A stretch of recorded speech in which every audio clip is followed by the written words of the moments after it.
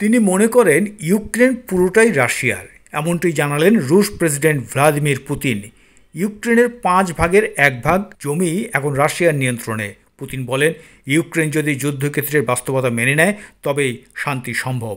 এই সময় ইউক্রেনকে বোমা হামলা চালানো থেকে বিরত থাকার হুঁশিয়ারি দেন পুতিন। শুক্রবার পুতিন এই মন্তব্য করার পরই সরব হয়েছে ইউক্রেন। তারা জানিয়েছে, রাশিয়া এবং ইউক্রেনের মধ্যে শান্তি ফেরানোর যে চেষ্টা আমেরিকা করছে, সেই পদক্ষেপের প্রতি পুতিনের ঘৃণাই স্পষ্ট হয় তাঁর এই মন্তব্যে।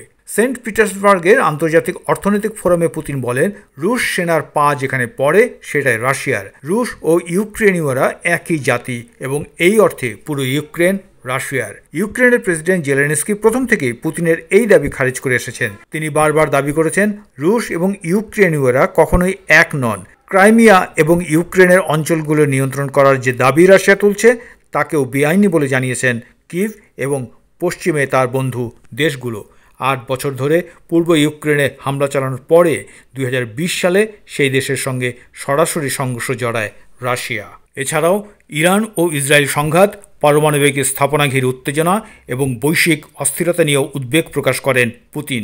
তার মতে, বিশ্ব এখন এমন এক পর্যায়ে পৌঁছেছে যেখানে যে কোনো মুহূর্তে বড় ধরনের যুদ্ধ শুরু হতে পারে বলে মন্তব্য করেন তিনি।